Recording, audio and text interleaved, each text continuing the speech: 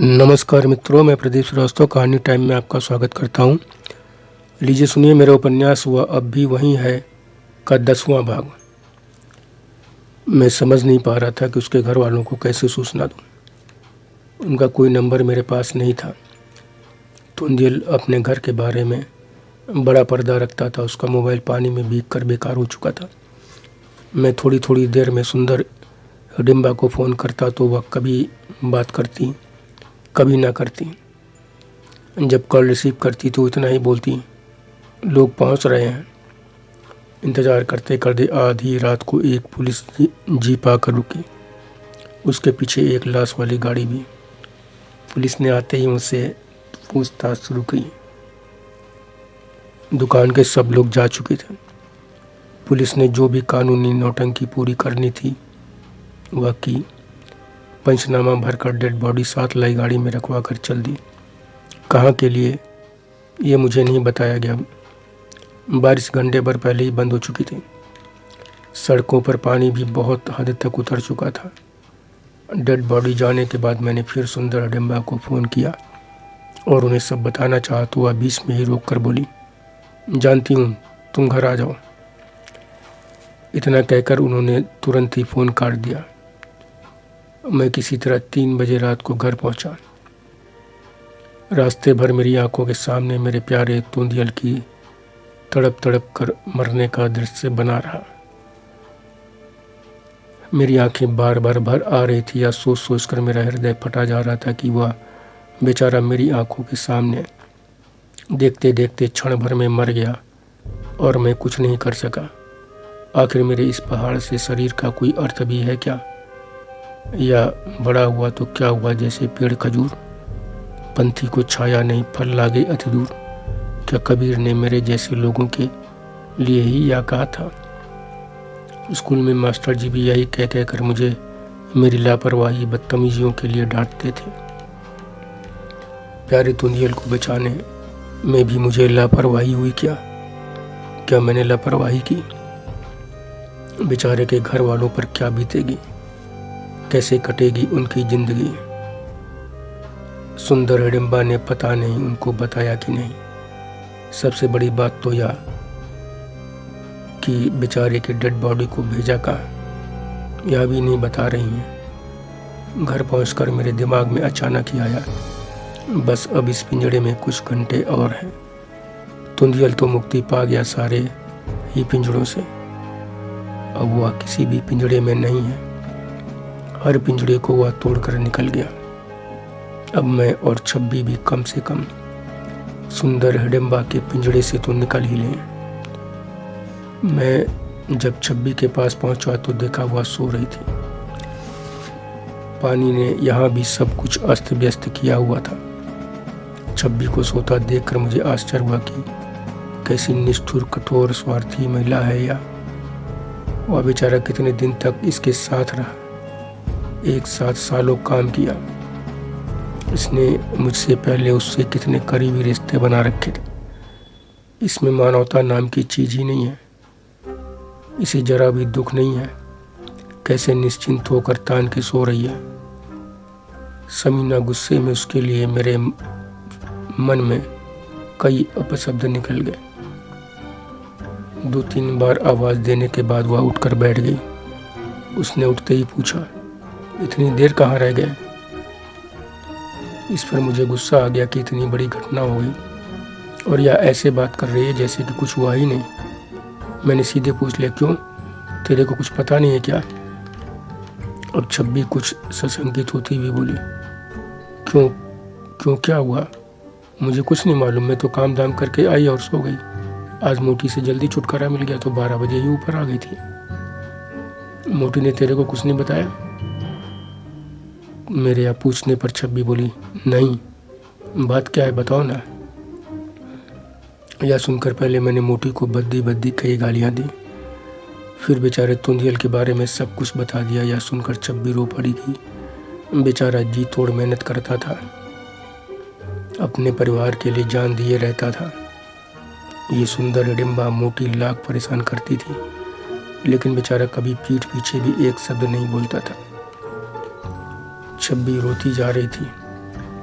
उससे जुड़ी एक एक बात बोलती जा रही थी, लेकिन मैं चुप बस सोचता रहा तोंदियल के बारे में। करीब करीब 20-22 घंटे से जागते और काम करते रहने के कारण थकान से मैं बिल्कुल पस्त हो रहा था। घंटों से भीगे कपड़े पहनने के कारण हालत और ख़राब हो रही थी। मैं कपड़े बदल कर लेटने लगा तो छब्बी चाय और खाना के लिए बोली, लेकिन मैंने मना कर दिया। मगर वह नहीं मानी। चाय और कुछ मठरी लेकर आई। मैं खाली चाय पीकर लेट गया। अगले दिन सप्ताहांत था, मोटी की छुट्टी, मगर हमारी नहीं। मैं उनके जल्दी से जल्दी उठने का इंतज़ार कर रहा था, जिससे उनसे पूछूं कि डेड बॉडी कहाँ भेजी। मैं करीब 3 घंटे आराम कर चुका था। वह दिन हमारी योजना अनुसार वहाँ से भाग निकलने का भी था, मगर मैंने देखा कि छब्बी एक शब्द भी उसके बारे में तो बोल ही नहीं रही है। मैंने सोचा कि इस लोक से तोंदियल के चले जाने से इसका इरादा बदल तो नहीं गया है क्या। यह सोचने के बाद भी मैंने कुछ उससे पूछा नहीं। सुंदर हिडिंबा 9 बजे सोकर उठी तो मैंने उनसे बात की। अपने काम के बारे में वह वहीं फ़ोन करके पता कर चुकी थी जहां मुझे भेजा था। उन्होंने मेरे प्रश्न का बड़ा सीधा सपाट सा उत्तर दिया कि पोस्टमार्टम के बाद कल डेड बॉडी उसके घर भिजवा दी जाएगी। उसके परिवार को सूचना दे दी गई है। तुरंत ही मुझे यह भी काम सौंप दिया कि अगले दिन बेचारे तोंदियल का, मेरे प्यारे तोंदियल का सारा सामान पहली कुरियर से भेज दूं। यह आदेश सुनकर मैंने सोचा, जब कल तक रहूँगा तब भेजूँगा ना। वैसे भी तू इतनी तनख्वाह से या हम सबको देती ही कहाँ है कि हम कुछ सामान खरीद सकें। बेचारा पेट तुम्हारे टुकड़ों पर भर लेता था, सारी जमा पूंजी घर भेज देता था। अपनी कमाई का अपने पर सिर्फ तंबाकू के मत पर ही खर्च करता था। 2 सेट कपड़ों के अलावा उसका सामान है भी क्या। साहब के फेंके हुए कपड़ों से ही ज़्यादातर काम चला लिया करता था। बेचारे का कल जाने का मन बिल्कुल नहीं था, मगर तूने उसे ज़बरदस्ती भेजकर मौत के मुंह में भेज ही दिया। उसे मन में आया कि पूछूं, हे पत्थर दिल महिला, कुछ पैसे भी उसके घर वालों को पास भेजोगी कि नहीं। या भेजा, लेकिन हिम्मत नहीं कर पाया। मगर तभी सुंदर हिडिंबा ने खुद ही पार्सल की बात पूरी करके 2 महीने की तनख्वाह भी मनी ऑर्डर करने का काम मुझे सौंप दिया। यह सुनकर मुझे बड़ी राहत मिली कि चलो इस पत्थर दिल ने इतना ध्यान रखा। मैं वहाँ से हटने ही वाला था कि बाकी जो काम बताया वह करूँ। सुंदर हिडिंबा का प्रोग्राम तय था और हमारा भी। वह 1 घंटे के बाद ही निकलने वाली थी। इसके बाद हम दोनों भी। मैं सोच रहा था कि बस अब कुछ ही समय और इस घर में, फिर मैं और छब्बी आज़ाद होंगे, अपनी दुनिया अपने हिसाब से बनाएंगे। मगर समीना, तभी छब्बी ने वो कर दिया जिसकी मैंने कल्पना तक नहीं की थी। उसने सीधे सीधे सुंदर हिडिंबा से कह दिया कि भाई से कुछ दिनों से बात हो रही है। वह जिद किए बैठा कि हम दोनों वहीं घर पर आ जाएं, वहीं पर कुछ काम धंधा करके ज़िंदगी चलाएं। वह अपनी ससुराल में रहेंगे क्योंकि वहाँ अब कोई रहा नहीं। दोनों जगह वह नहीं संभाल पा रहे हैं, इसलिए अब हम वहीं जा रहे हैं। हम आज ही जाना चाहते हैं। समीना छब्बी की बातों ने मानो सुंदर हिडिंबा के करंट लगा दिया हो। 4 बातें सुनाती हुई बोली, वहाँ क्या कर लोगे तुम दोनों, क्या करोगे वहाँ, यहाँ तुम्हें क्या परेशानी है। छब्बी ने बिना दबे बल्कि उन पर हावी होने की कोशिश करते हुए कहा कि यहाँ हमें कोई परेशानी नहीं है, लेकिन अब हम अपना परिवार बसाना चाहते हैं, लड़के बच्चे पैदा करना चाहते हैं। हमें भी अपने बुढ़ापे का इंतज़ाम करना है। हमें और नहीं रहना इस शहर में। अपने घर में जो भी होगा अच्छा होगा, कम से कम अपने मन से जी तो सकेंगे। छब्बी की बात उन्हें मिर्च सी लगी। बिदकती हुई बोली, बच्चे क्यों नहीं पैदा करती, मैंने रोका है क्या? और ये वहाँ कौन सी फिल्म में काम करेगा, बताओगे? छब्बी दबने के मूड में बिल्कुल नहीं लग रही थी और वह तुरंत ही बोली, हम इतने महंगे शहर में बच्चे नहीं पैदा करेंगे। उन्हें क्या खिलाएंगे पिलाएंगे, क्या पढ़ाएंगे लिखाएंगे? खुद रहने का ठौर नहीं, उन्हें कहाँ रखेंगे? वहाँ इस तरह की कोई समस्या नहीं होगी और इसे भी वहाँ काम धंधा करना है, विलेन सिलेन नहीं बनना है। इसने भी हाथ जोड़ लिया है इन सब बातों से। चाहे तो आप पूछ लें इसी से, आपके सामने ही है। अब तक मैं अपने को संभाल चुका था। मोटी ने जैसे ही मेरी तरफ देखा, मैंने बेहिचक कह दिया, जी हाँ, यह ठीक कह रही है। इसका भाई बहुत दिनों से बार बार कह रहा है, मेरा भी मन इस शहर से ऊब चुका है। हमने तय कर लिया है कि अब वहीं रहेंगे। अब फिल्म में काम करने या कुछ भी उसके बारे में सोचने के लिए भी मैं सोचना नहीं चाहता। मैं जानता हूँ कि मुझे यहाँ नहीं मिलेगा, इसलिए हम गांव जाएंगे। समीना सुंदर हिडिम्बा ने हम दोनों को समझाने, हड़काने, लालच आदि हर तरह से रोकने का जितना प्रयास किया, हम उतना ही ज़्यादा अपनी बात पर अड़ते चले गए। अंततः जब उन्होंने यह समझ लिया कि अब हमें किसी तरह रोका नहीं जा सकता, तो बोली, वैसे तो 1 महीने की नोटिस पर ही तुम दोनों जा सकते हो, लेकिन इतना उब गए हो तो ठीक है, 3-4 दिन में कोई आ जाए तो चले जाओ। हमने देखा कि उनका मूड अच्छा खासा खराब हो गया है। उनके जाने के बाद मैंने छब्बी से पूछा, अब ये नई कहानी क्या है, मुझे पहले से क्यों नहीं बताया? अचानक सामने खड़ा कर दिया, और वो प्याज पान और रंग की नौटंकी, उसका क्या हुआ? मेरे इतना कहते ही छब्बी बोली, तू अगर मेरी बात मानता चलेगा तो आज यहाँ से जो कुछ अपना है वह सब कुछ आराम से ले चलेंगे। किसी तरह की चिंता, कोई डर नहीं रहेगा। तुम ये तय मान लो कि अब ये साहब को आगे करेंगी, लेकिन अब मुझे उनकी भी चिंता नहीं, बहुत देखा है उनको भी। समीना, वह बहुत मजबूरी और बहुत ही मजबूती से अपनी सारी बातें कह रही थी। मुझे उसकी बातों पर विश्वास भी था, लेकिन फिर भी मैंने कहा, तुम्हारी बातें मेरी समझ में नहीं आती। जब यहाँ से निकल ही जाएंगे तब काहे का डर है? अब जो इतना बोल दिया है ना, तो देखो कब तक रुकना पड़ता है। ये मोटी साहब से कहकर देखो क्या गुलखिलाती है। सबकी ये किराए पर पानी फेर दिया है तुमने, समझी? पानी फेर दिया है। इस पर वह बोली, सुन, मैंने कोई पानी वारी नहीं फेरा है। हाँ, पहला जैसा तय था उस तरह भागते तो जरूर किए किराए पे पानी ही नहीं, सब कुछ पर पानी फिर जाता।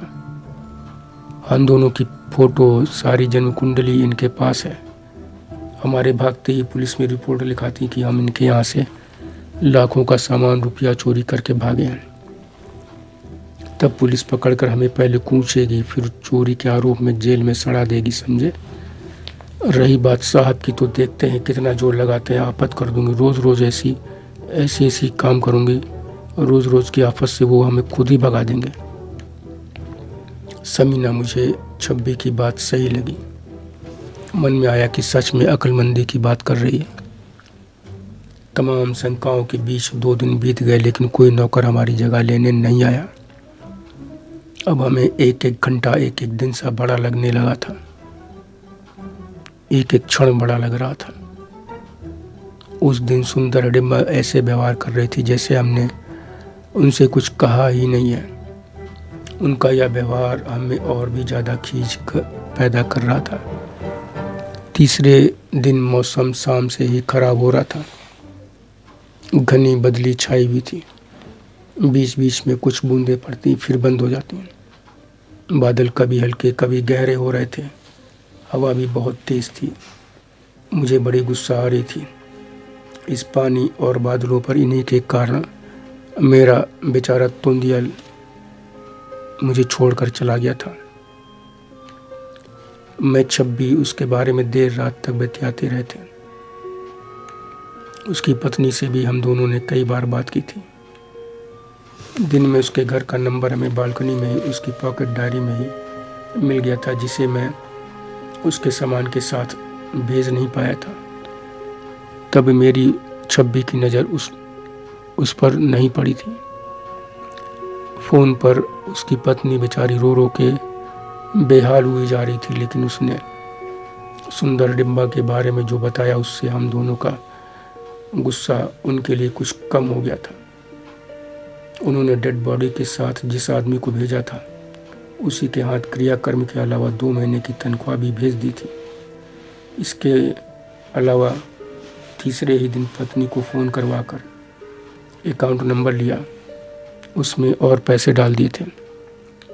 साथ ही यह भी कह दिया था कि जब तक घर का खर्चा चलाने की तुम कुछ व्यवस्था नहीं कर लेती हो तब तक मैं काम भर का पैसा भेजती रहूँगी, कोई ज़रूरत होने पर फ़ोन कर लेना। सुंदर हिडिंबा की इस उदारता ने मेरे छब्बी दोनों के ही मन में उसके लिए काफ़ी जगह खाली कर दी थी। मगर इसके बावजूद हम दोनों का निर्णय अडिग था। मेरे प्यारे तुंदियल की फ़ोन डायरी में नंबर तो 8-10 ही थे, लेकिन बाकी पन्नों पर कई शेरो शायरी लिखी थी। प्यार में डूबी कुल मिलाकर बस ठीक ही थी, पढ़ने में बढ़िया थी। बाकी मुझे कुछ पता नहीं शायरी के बारे में। ये सब शायद उसने छब्बी को ध्यान में रख कर लिखी थी। समीना, मैंने ऐसा इसलिए सोचा क्योंकि उसी डायरी में छब्बी की एक छोटी सी फ़ोटो भी थी, जिसे उसने बहुत ही संभाल कर रखा था। छब्बी भी यही मान रही थी। उसी ने मुझे बताया था कि मेरे वहाँ पहुँचने से पहले उसने छब्बी से कई बार प्यार का आग्रह किया था, कई बार उसे पकड़ने की कोशिश की थी, लेकिन छब्बी ने उससे हर बार यही कहा, तुम्हारे बीवी बच्चे हैं, तुम्हारे से क्या संबंध रखना, तुम आखिर में अपने परिवार के ही होगे, और तब ना मैं इधर की होंगी ना उधर की, ये तो बस काम चलाऊ वाला ही मामला होगा। एक बार को तुम्हारी बात से ही मान भी लोगे, तुम किसी भी हालत में मेरा साथ नहीं छोड़ोगे, तो भी मैं यही कहूँगी कि नहीं, बिल्कुल नहीं। मैं सपने में भी नहीं सोच सकती कि मेरे कारण तुम्हारी पत्नी का जीवन बर्बाद हो। वह इस उम्र में अपने पति से हाथ धो बैठे। मैं एक परिवार को बर्बाद करने का पाप अपने सर पर नहीं लूँगी। छब्बी ने बताया कि इसी के बाद उसने पीछे पड़कर उससे उसकी यह फ़ोटो मांग ली थी। फ़ोटो लेकर वह चूमते हुए बोला था, मेरी पत्नी बच्चों के लिए तुमने मुझे चाहते हुए भी ठुकराया। तुम वाकई बहुत महान हो छब्बी, तुम्हारी फ़ोटो मुझे कहीं भी भटकने से रोकती रहेगी। मेरे सामने भी तुंदियल ने बहुत कोशिश की थी, लेकिन छब्बी ने उसे हाथ नहीं रखने दिया। छब्बी ने तभी कई ऐसे बातें बताई जो पहले कभी नहीं बताई थी, जिन्हें सुनने के बाद भी तुंदियल के मन में बसी अच्छी खासी तस्वीर को मैंने अच्छा ही बना रहने दिया। समीना, मैंने छब्बी से उन बातों का मतलब कई बार पूछा तो उसने कुछ खींच कर कहा, पता नहीं, तुम मर्दों का भी कुछ पता नहीं, औरतों के बारे में पता नहीं क्या क्या सोचते हो तुम लोग, पता नहीं क्या क्या करते हो। यहाँ बीबी बच्चों से दूर सालों से अकेला रहता चला आ रहा था, उसका भी मन पता नहीं कैसा कैसा होता रहा होगा। उसके मन की बातें वही जाने। अब वो दुनिया में है ही नहीं, तो क्या सोचना इन सब के बारे में। मगर जो लिखा है डायरी में उसे पढ़कर यही कहूँगी कि मुझे वह इतना चाहता था, इसका मुझे बिल्कुल भी अंदाज़ा नहीं था। मैंने उसे चिढ़ाने के अंदाज में कहा, अंदाज़ा होता, तुम्हें यह बातें पता होती तो निश्चित ही तुम उसके साथ होती, क्योंकि उसकी बातों से तुम जिस तरह भावुक हो रही हो उससे तो यही लगता है कि वह भी तुम्हारे मन में गहरे उतर चुका था। यह सुनते ही छब्बी बिदकती हुई बोली, सुन, सच सच बताऊं? तो मैंने कहा, बता तो वह बोली, तेरे अलावा मन में अभी कोई भी नहीं उतर पाया, समझा। वह इतने दिनों से साथ काम कर रहा था तो बस ऐसे ही एक लगाव हो गया था, एक हंसी मजाक का रिश्ता सा बन गया था। आखिर दो लोग एक जगह काम करते हुए कब तक चुप रह सकते हैं। मैंने जब देखा कि छब्बी को यह बातें अच्छी नहीं लग रही तो मैंने बातें बदल दी, मगर तीसरे दिन भी हो रही वह बूंदाबांदी बंद नहीं हुई थी। 11 बजे थे कि सुंदर हिडिंबा ने एक काम बताकर फिर वहीं जाने को कह दिया जहाँ तुंदियल के साथ भेजा था। मैंने आनाकानी की, जाना नहीं चाहता था। छब्बी भी नहीं चाहती थी कि मैं जाऊं। तुंदियल की घटना मेरी आंखों के सामने घूम ही रही थी। एक बार फिर वही काम, वही जगह, वही बारिश। कुछ बदला था तो सिर्फ सुंदर हिडिंबा के तेवर। वह हमेशा से एकदम अलग, बहुत तीखे थे। अंततः मुझे जाना पड़ा। बारिश भी रुकने का नाम नहीं ले रही थी। उस दिन की तरह तेज नहीं थी, लेकिन दोपहर बाद से लगातार होने लगी थी। मैं किसी तरह काम करके जब लौटा तो रात के 9 बज चुके थे। बिल्डिंग के सामने एक पुलिस जीप और एम्बुलेंस खड़ी थी। इंस्पेक्टर के ही पास सुंदर हिडिंबा साहब के कुछ आदमी खड़े थे। सुंदर हिडिंबा के ऊपर साहब का ड्राइवर छाता ताने खड़ा था, मगर साहब कहीं नहीं दिख रहे थे। इससे मुझे राहत मिली, क्योंकि मैं उन्हें देखकर ही घबराता था। उनको देखते ही मैं बहुत घबरा जाता था। यह सब देखकर मैं अंदर अंदर परेशान हुआ कि आखिर मामला क्या है, छब्बी कहाँ है, वह क्यों नहीं दिख रही। तमाम आशंकाओं की आंधी लिए मैं सुंदर हिडिंबा के करीब गया। उन्होंने मुझे देखते ही बड़े गुस्से में कहा, तुमने बड़ी देर कर दी। तुम्हारी गैर जिम्मेदारी, लापरवाही के कारण आज पूरे सेट में करंट आ गया। छब्बी ने भी ध्यान नहीं दिया। लापरवाही की बड़ी कीमत चुकानी पड़ती है, या तुम लोग समझते क्यों नहीं? यह सुनकर मैं घबरा उठा कि आखिर कहना क्या चाह रही हैं।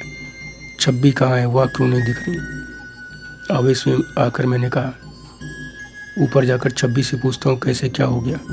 मैंने तो सब ठीक से लगाया था।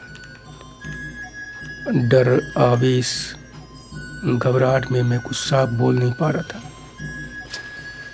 मेरी बात पूरी होने से पहले ही सुंदर हिडिंबा के बोलने के बजाय इंस्पेक्टर बोला, वो एम्बुलेंस में है, तुम्हारी लापरवाही के कारण उसकी डेथ हो गई। यह सुनते ही मेरे पैरों तले जमीन खिसक गई। मैं जहाँ खड़ा था वहीं बैठ गया। तभी उसने एम्बुलेंस वाले को इशारा किया। ड्राइवर ने गाड़ी स्टार्ट की और चल दिया। मैं जल्दी से उठा कि छब्बी के अंतिम दर्शन करूं। मैंने रुकने के लिए आवाज़ भी दी, लेकिन ड्राइवर नहीं सुनना। उसको सुनना नहीं था तो उसने नहीं सुना। तभी एक कांस्टेबल ने मेरा हाथ पकड़कर कहा, चलो। मैं कुछ समझूं तब तक खींचकर मुझे पुलिस जीप में बैठा दिया गया। मैंने अक्का बक्का वो सुंदर हिडिंबा को आवाज़ दी। जहाँ खड़ी थी उधर देखा तो वह अपनी जगह पर नहीं दिखी। वह इसी बीच अंदर जा चुकी थी। अब तक का सारा खेल मेरी समझ में आ गया था। यह भी समझ गया था कि ज़्यादा चूर चपड़ की तो पुलिस और ज़्यादा लठी आएगी। मैं रात भर लॉकअप में बंद रहा। 3 राउंड जमकर पीटा गया। बार बार एक ही प्रश्न की, बता साले औरत को करंट लगाकर क्यों मारा?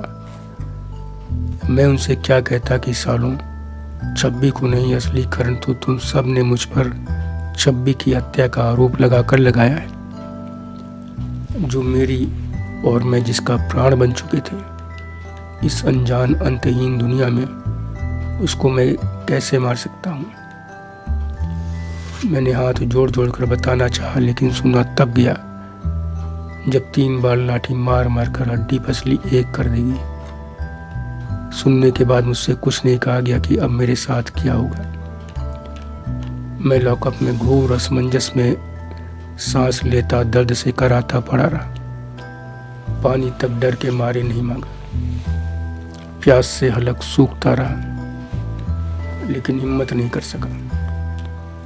सुबह होते ही मुझे यह विश्वास हो चला था कि अब मेरी बाकी जिंदगी जेल में बीतेगी, अपनी प्यारी छब्बी की हत्या के आरोप में। मुझे लगा कि अब मैं टूट चुका हूँ, अब मेरी मौत करीब है।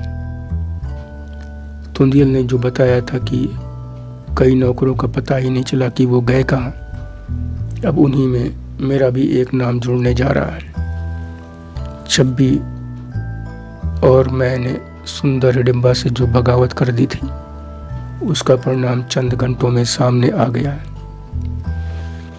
वह छब्बी की बहस बर्दाश्त नहीं कर पाई, क्योंकि उन्होंने रुकने की जगह सारा सामान दिया था।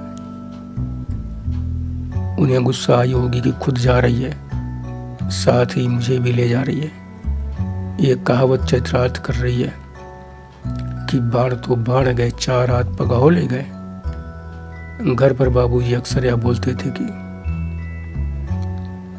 समीना, मैं सोच रहा था कि तुंदियल तो दुर्घटनावश करंट से मरा, लेकिन छब्बी, मुझे पूरा यकीन था कि छब्बी को करंट लगाकर तड़पा कर मारा गया और मुझे मारने के लिए पुलिस के हवाले कर दिया गया। पुलिस को अपना गुड वर्क दिखाने के लिए एक माध्यम दे दिया गया। वह मुझे निर्दोष को मारकर कोई हथियार साथ में दिखाकर कहेगी कि फला माफिया का शार्प शूटर एनकाउंटर में मारा गया। माफियाओं से भरे इस शहर में हर कोई आसानी से पुलिस की इस कहानी पर विश्वास कर लेगा।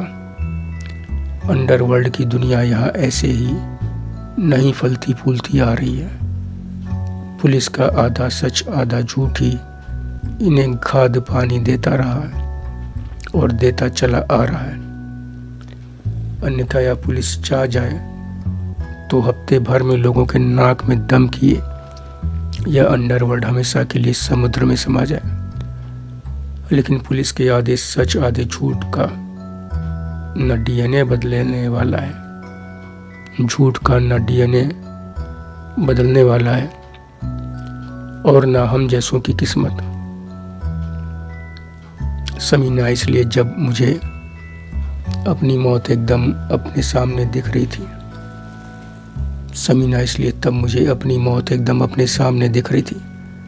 मौत के करीब होने का एहसास उस दिन मैंने पहली बार किया। पहली बार कर रहा था कि मौत क्या हो सकती है। मुझे ऐसा लग रहा था जैसे कि मेरी जान हलक में अटकी पड़ी है। न जाने कितने बरसों बाद मुझे पूरा परिवार, पूरा बड़वापुर, पूरा गोपीगंज, जंगीगंज न सिर्फ यह सब याद आने लगे, बल्कि बड़वापुर छोड़ने के बाद यह पहला अवसर था जब मेरे दिमाग में आया कि किसी तरह घर संपर्क हो जाए तो मेरी जान बच जाए। मेरे तीनों भाई जैसे भी होगा मुझे बचा लेंगे, फिर यहाँ से जितनी जल्दी हो सकेगा बड़वापुर वापस भाग जाऊंगा। वहाँ पहुँचने के बाद दोबारा फिर कभी बड़वापुर के बाहर कदम नहीं रखूंगा। मगर कैसे करूं संपर्क? कोई नंबर नहीं था। दिमाग पर पूरा जोर लगाया लेकिन कुछ भी याद नहीं आया। उसके करीब भी नहीं पहुंच पाया। अंततः मैंने हार मान ली, छोड़ दिया अपने को किस्मत के हवाले। एनकाउंटर का इंतजार करने लगा, लेकिन वह भी लंबा खींचने वाला था, क्योंकि अमूमन एनकाउंटर रात में ही करे जाते हैं। रात होने में काफ़ी समय बाकी था। समीना, मैं इतना परेशान हो गया कि अपने को मैंने एनकाउंटर से पहले ही मरा हुआ मान लिया था। पिटाई, भूख, प्यास से पस्त में लॉकअप की ज़मीन पर पस्त पड़ा था।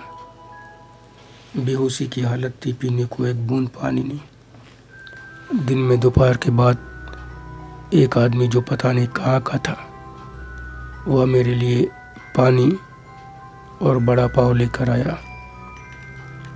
मेरे लिए यह किसी भी आश्चर्य से कम नहीं था। देखते ही मैं खाने पर टूट पड़ा। खा पी कर लगा कि जैसे शरीर में प्राण लौट आए, मगर यह भी मन में आया कि मौत से पहले यह दया की जा रही है कि भूखों नहीं मारना, गुड वर्क के लिए गोली से मारना जरूरी है। मैं अपने को फांसी की सजा पाए देशद्रोही, गद्दार, अपराधी, हत्यारे से भी गया बीता पा रहा था। उन्हें कम से कम उनका अपराध तो बताया जाता है, उनकी अंतिम इच्छा तो पूरी की जाती है या उनकी अंतिम इच्छा तो पूछी जाती है, जबकि वो देश के साथ गद्दारी किए होते हैं, किसी न किसी की निर्मम हत्या की हुए होते हैं, भयानक अपराध किए होते हैं। यहाँ तो मैंने एक चींटी भी नहीं मारी है। उस आदमी से मैं कुछ पूछना चाहता था, लेकिन वह नाश्ता देकर ऐसा गया जैसे कोई घर का जूठन हल्का सा दरवाज़ा खोलकर बाहर कुत्तों के लिए फेंकता है और फिर भर से दरवाज़ा बंद कर अंदर चला जाता है। वैसे ही वह भी चला गया। थाने के बाकी लोगों को देखकर तो मेरी आंखों के सामने अंधेरा ही छा जाता था, तो मैं उनसे बात ही क्या करता। थोड़ा सा वह बड़ा पाव खाकर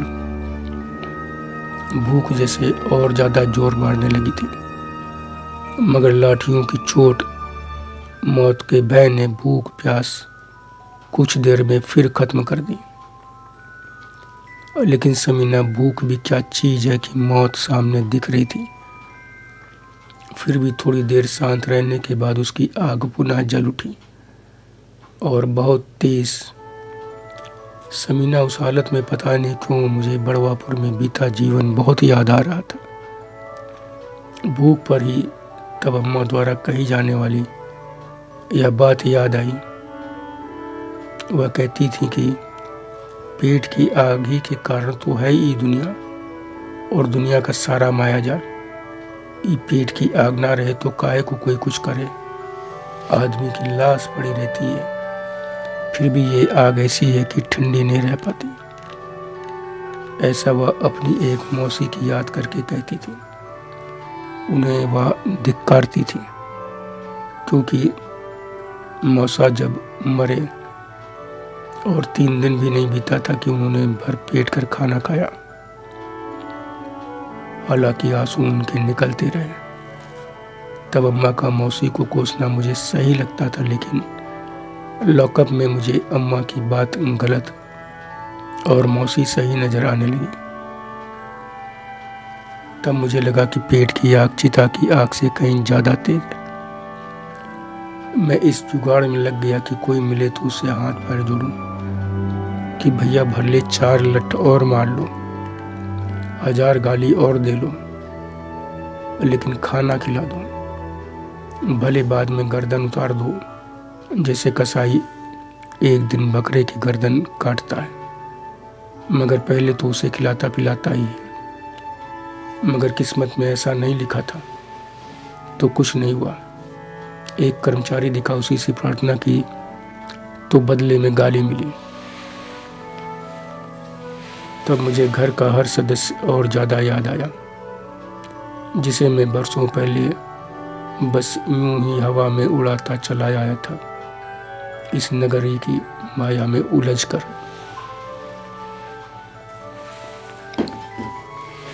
मैं सोच रहा था कि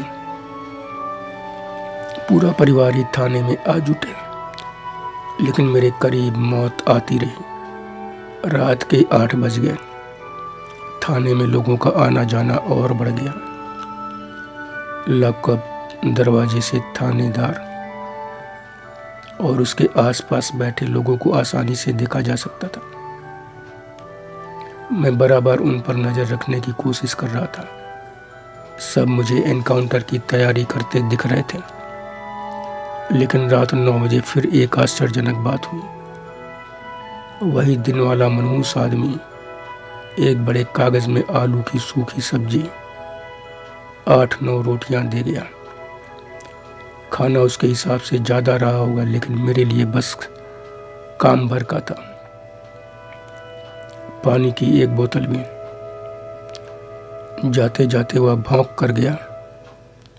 उसकी बातों से उस हाल में भी मेरा खून खौल गया, मगर विवश था, इसलिए उसे मन ही मन माँ बहन की ढेरों गालियां देकर ऊपर से शांत रहा।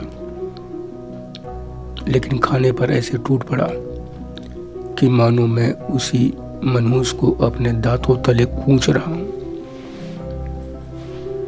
2-3 रोटियां ही खा पाया था कि मुझे थानेदार के सामने वाली कुर्सी पर साहब का एक खास आदमी बैठा दिखाई दे गया। शायद उसी ने खाना भिजवाया था। मैं समझ गया कि सब तैयारी हो गई है, आखिरी खाना खिलाया जा रहा है। साहब ने अपना कुत्ता भेजा है कि काम में कहीं कोई खामी ना रह जाए। उस आदमी को मैंने तब देखा था जब साहब के यहाँ काम करता था। वह आदमी 5 मिनट बात करके चला गया। इस दौरान उसके मुंह में जो निवाला था, इस दौरान मेरे मुंह में जो निवाला था वह अभी खत्म नहीं कर सका। आदमी के जाने के बाद वह खाली कुर्सी पर आदमी के जाने के बाद वह खाली कुर्सी मुझे ऐसी लग रही थी जैसे कि मेरी मौत वहाँ बैठी है, मेरा इंतजार कर रही है। मेरे बाहर निकलते ही मुझे लेकर चल देगी यमराज के पास। मेरी आंखों में आंसू भर आए थे। खाने का अगला निवाला मैं मुंह में नहीं रख पाया। उसे मैंने कागज़ में फिर से लपेट दिया। 2 घूंट पानी मुश्किल से ही पी पाया। मैं कोशिश कर रहा था कि मेरी आंखें एकदम सूख जाएं, एकदम पथरीली हो जाएं, लेकिन जितना पोंछता हुआ उतना ही भर आती। मुझे मौत के नाम के साथ साथ इतनी विवशता भरी स्थिति पर रुलाई भी आ रही थी। मेरे सुनने वाला वहाँ कोई नहीं है। छब्बी जिसे मैं पत्नी ही मानता था, अगर पत्नी ना सही तो कम से कम उसे जीवन साथी मानकर तो चल ही रहा था, वह मर गई। उसे मैं आखिरी बार देख तक नहीं पाया, देखने ही नहीं दिया गया। उसका अंतिम संस्कार कहाँ होगा, कैसे होगा, कौन करेगा, होगा भी या ऐसे ही कहीं फेंक दिया जाएगा। ये कैसा कानून है? जिसके पास ताकत है या कानून उसी के लिए एक और क्रूर ताकत बन उसके हर गलत काम को सही करता, उसी का पिछलग्गू बन जाता है। मेरी तरह रोज न जाने कितने निरीह निर्दोष लोग ऐसे विवशतापूर्ण मौत का शिकार बनते होंगे। वारे अपना देश वारे कानून। ऐसे ही जब देखो तब बड़वापुर में अतिक्रमण के नाम पर बिना सूचना के दुकानें तोड़ दिया करते थे। हद है अपने देश की व्यवस्था। मास्टर साहब स्कूल में मानवता, ईमानदारी, नैतिकता का बड़ा राग लाते थे, बड़ा विवेकानंद की शिक्षा देते थे। ये हाल देखते तो शायद वो भी मेरी तरह गरियाते, कोसते, थूकते ऐसी व्यवस्था पर। मैं तो खैर कोस ही रहा था, सिर पीट रहा था अपना कि मैंने और छब्बी ने साहब और सुंदर हिडिंबा की इतनी सेवा की ही क्यों? कितना गलत सोचते थे हम दोनों की जी तोड़ मेहनत करेंगे तो सुंदर हिडिंबा खुश होकर हम लोगों के भविष्य के लिए कुछ बढ़िया कर देंगे। जब इसने कभी सांस तक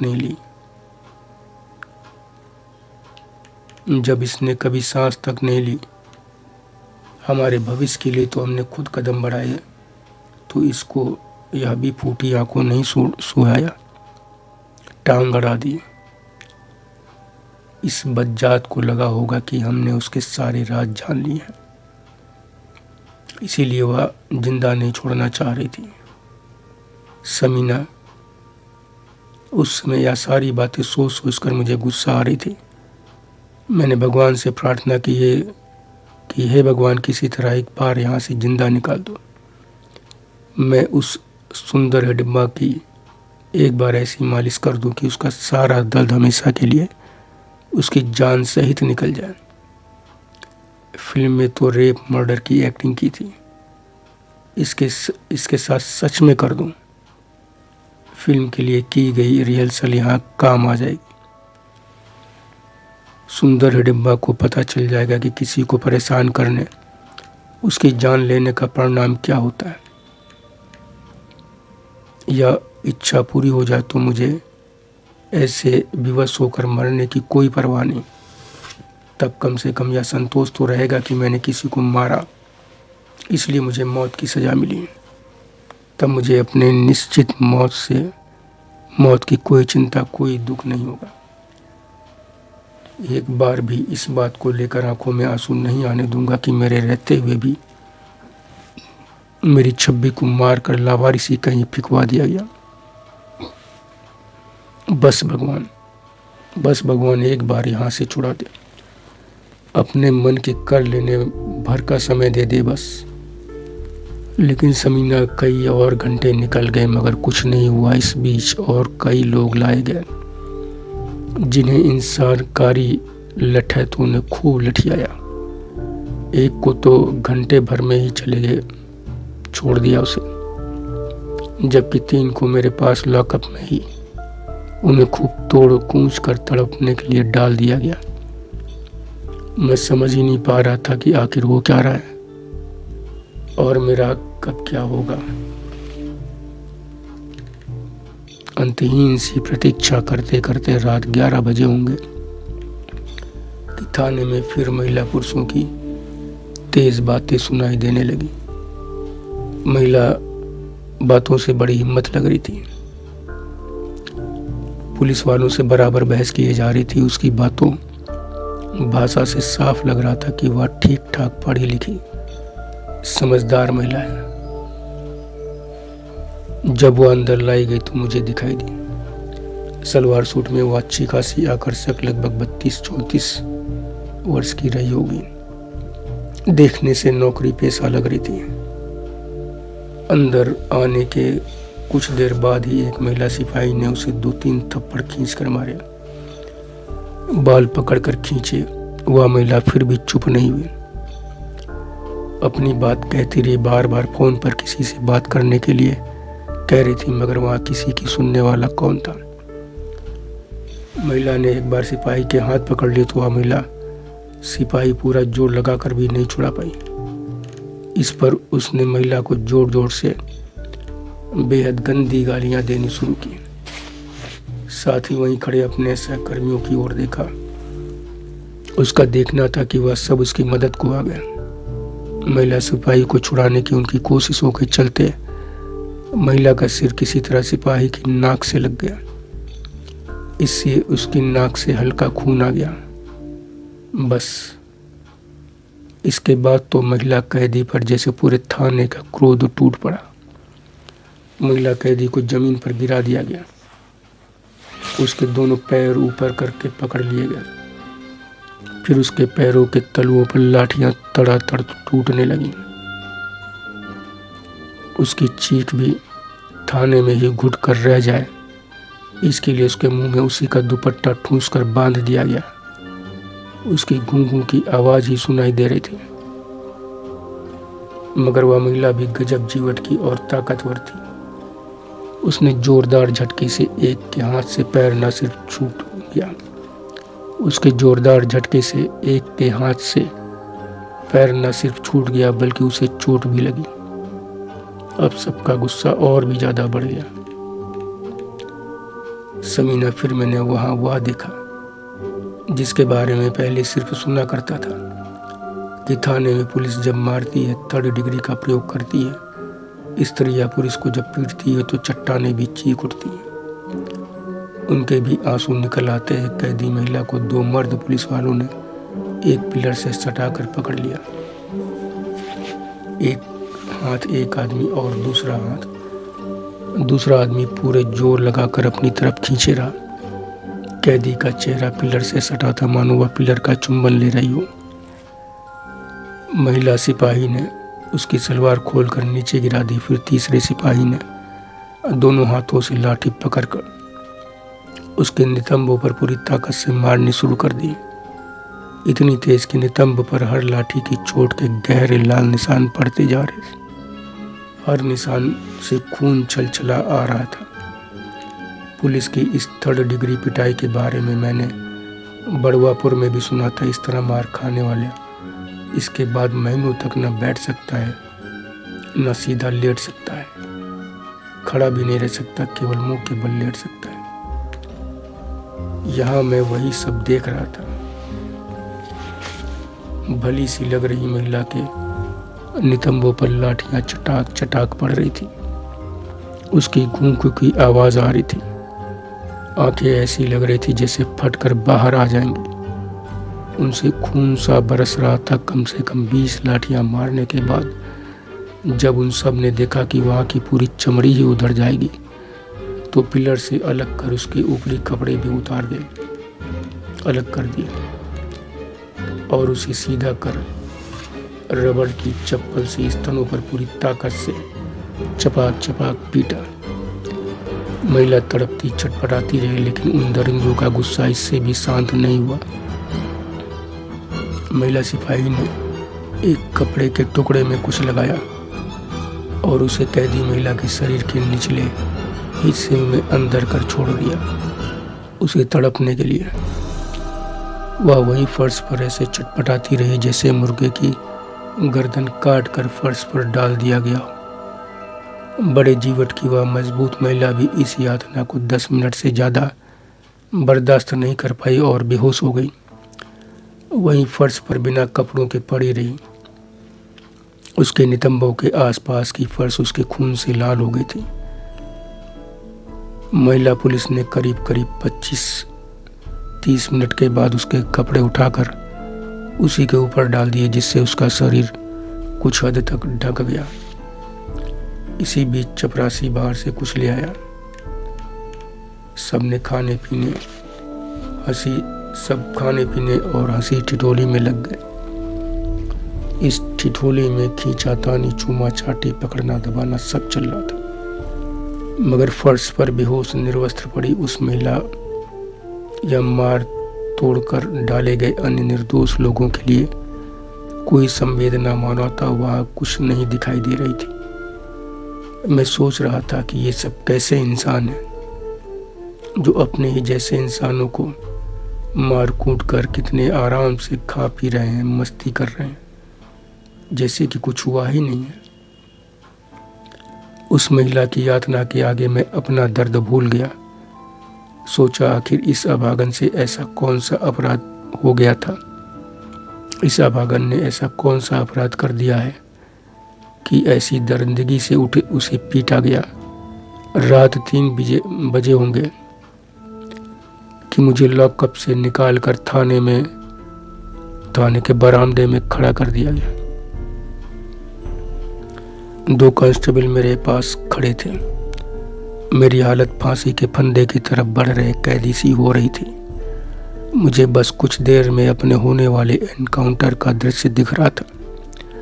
मैं संज्ञा शून्य सा हो रहा था।